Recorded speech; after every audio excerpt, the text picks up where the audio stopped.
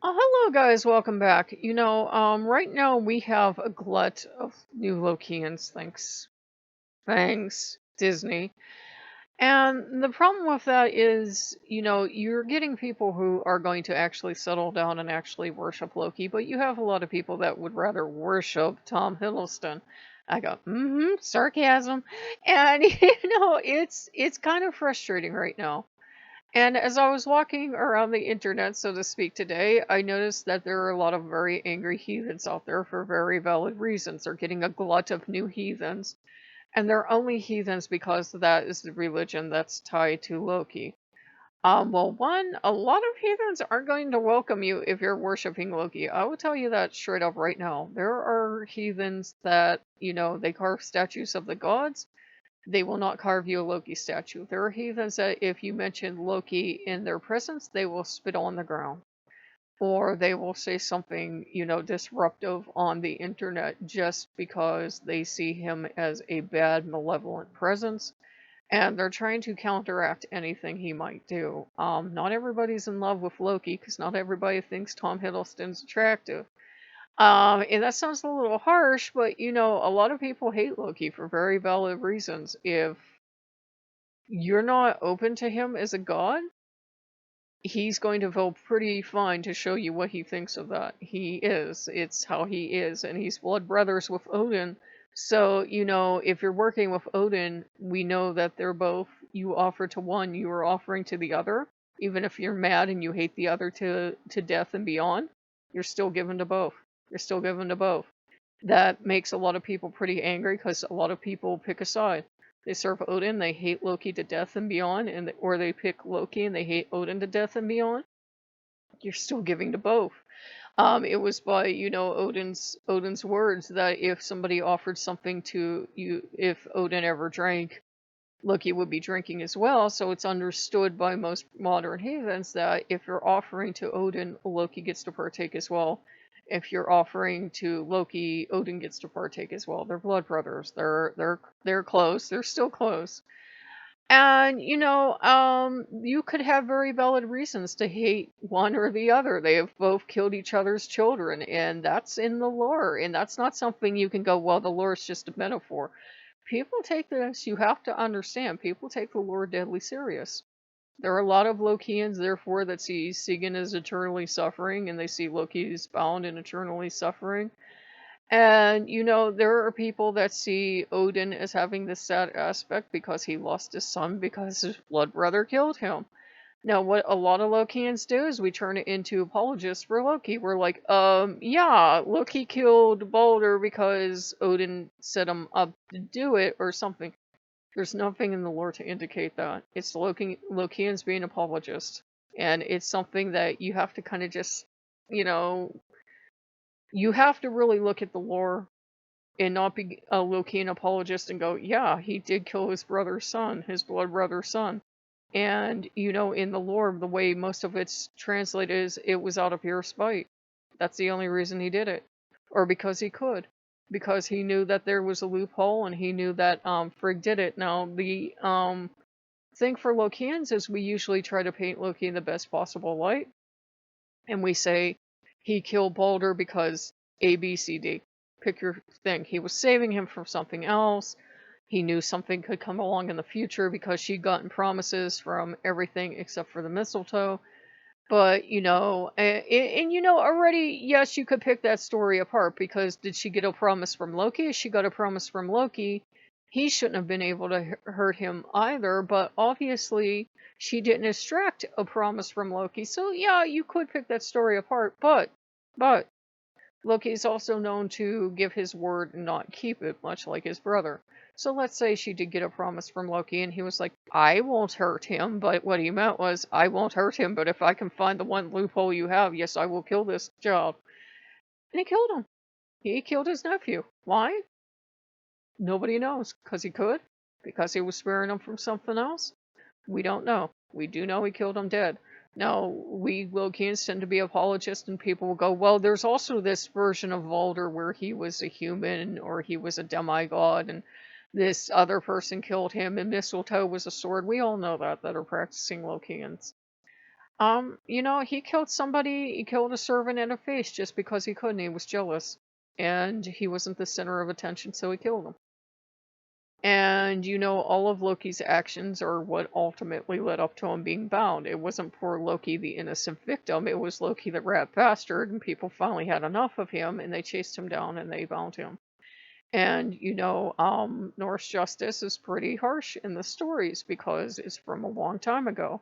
So, of course, they turned the one son into a wolf and he killed the other and they bound him. And, he gets to sit there until the end days when he finally breaks free and Ragnarok happens.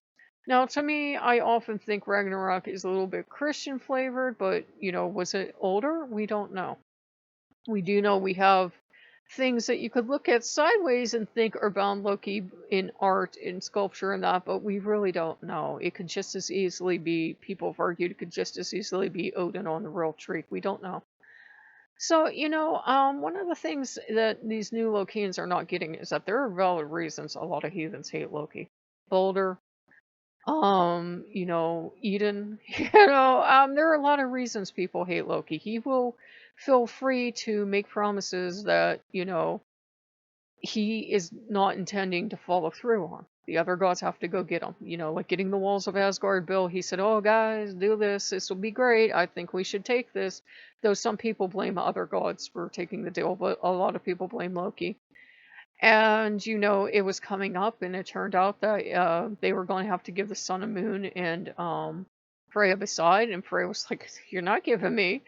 And Loki had to go because he was threatened. Loki had to go, shapeshift into a mirror and keep up his deal because he's the one that opened his big mouth and said, "No, he's not going to finish that wall."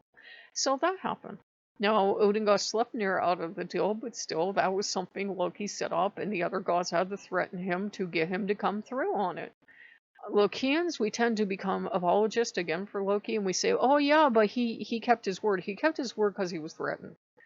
The other gods, I'm not saying the other gods are higher morally than him. Often you see the other gods in stories do something quite similar, but Loki has a habit in the lore of only keeping his word because he's been threatened to be pounded to pieces with Mjolnir or something else. The story of Eden. He had no intention of getting Eden back until the other gods threatened him, and even though they were getting older and weaker, they still could do enough harm to him, and to save his own sorry hide, okay, suddenly he's going to go get Eden back. You have to look at that, and you have to ask yourself, okay, Loki would have actually let the gods all die. What kind of god is this that I'm going to start worshiping if he would let the other gods die of old age without the apples of Eden? You have to ask yourself that. It's some of the hard questions these new Lokeans aren't asking themselves. And, it's the Norse gods are not cute. They're not cute. They're not cuddly. They're not Sunday school cheeses hug you. They're a darker species of god, if you want to put it that way. They're not evil, but they certainly can be malevolent. Had Loki not been threatened in that story, in the story of Eden, he would have let all the other gods die, and he wouldn't have been even remotely sorry till he got bored and had no one to torment, and he would have gone and tormented the Jotnar or something else. Wouldn't have cared. Wouldn't have cared. He seemed fine. And is that because he is, a lot of them were at least partial or half Jotnar or something, so it wasn't that. But was it because he had access to the apples all along, and therefore he had set this up long before? And that's another question you have to ask yourself, because in the story he is still young, he's still fine, so he had access to apples somehow, unless he magically never ages, and that wasn't implied in the lore. So did he set up his kidnapping in the first place? We don't know. It doesn't sound like he did because he got mad and he struck at the eagle, but we don't know. We don't know with Loki. And with Loki, it's thought that he was the one that didn't cry for Balder, and that he was the one that made sure that Balder stayed in hell. Why he did this, we don't know. But Loki can be vicious in the lore. He can be mean and he can be unforgiving, and that's not a reason for the all the spooky kids to start worshiping him because, Thor can be mean in the lore. Thor's usually killing somebody in some story or, kicking someone into a fire or something. Odin can be mean. All the gods have the capacity to be mean in the lore. They're not like the Marvel characters based on them. So one of the things I think that new Lokeans have to learn, if they're actually going to be Lokeans, is that the real actual Loki is a hell of a lot darker than the Marvel character. He's a dark god at times. He's a dangerous god. He is breaker of worlds. This is a god that, if you believe the lore, is going to come back at the end of time, whether you want to see it at the end of time or just the end of the cycle for the gods. And he is going to kill another god and be killed by another god. His children are going to kill the gods. Fenrir is going to kill Odin, therefore Fenrir is going to be killed in revenge. Thor and Jormungandr are going to kill each other. You have to look at this lore and not just go, I don't want to hear it because it's not what I want to hear. You have to look at the lore and decide for your own self and do meditation and spend time to get, apart. And the way I came to peace with it was, if this is going to happen, it's inevitable. There's nothing I can do to stop it. I can work with the gods that I want to work with, but I chose not to choose sides because I'm like, in all the lore, it doesn't sound like humans are even involved in this final lore. I'm not quite sure, the ones that are on Odin's side seem to be involved. And Loki will have a ship of the dead supposedly, but it's not like every single human that's going to die is going to be involved in this. You never see the goddesses involved in these wars. So the vast majority of people are going to be sitting this one out anyways. And if you're picked, I think if you believe Ragnarok's going to happen and you're picked, I think you're just going to be picked. You're going to be picked either by Odin or Loki. You're either going to be on Team Odin or Team Loki. And there are other people that say it's going to end completely differently, but you do have to look at Loki in the lore. And you do have to realize that he's pretty dark and he's pretty grim in the lore, and he's done other things too, like he's eaten the heart of a witch, I believe it was, and therefore gave birth to all the hags, witches, or trolls, or whatever you want in the world, and that was one of the stories about him. And there are stories where he seems nicer, because he saves a young boy and his brothers couldn't do it, but it's kind of like he can be very nice. He can be the best, gentlest, most loving god you've worked with, or he can be a nightmare incarnate. He does love scaring his people. He does it with me. There's something about that fear energy, and I'm not trying to panic you out because he doesn't do this with everyone. But, he does love scaring his people. He feeds just as much on love and good things as he does on frightening you and spooking you out. There's something a little bit predatory, and I mean predatory like a big cat stalking towards you, about Loki. So, just if you're a Lokean, ride this one out. Ride this one out. The Marvel thing will go away. The kids will go back to school. The next cool thing will come out, and then they'll all be Greek, or they'll all be something else, and they'll forget about Loki. They'll all be vampires or witches or something else. But, right now the heathens hate us because, most of these newly minted Lokeans are not going to take the time to look at the lore and see just how dark he can be. And I'm sure I'll get a lot of unsubs for that, but yeah, there are reasons people spit on the ground when they hear about Loki. I mean, you should know the lore. You should know the lore. There are reasons people spit on the ground when they hear about Odin. There are people that hate Thor with a passion. It depends on what gods they serve and what their interpretation of the lore is. So you do have to read the lore. You should have respect for it as the only sacred document we have. You don't have to take it as gospel, but I do believe it tells you something essential about the nature of the gods that you do well to pay attention to.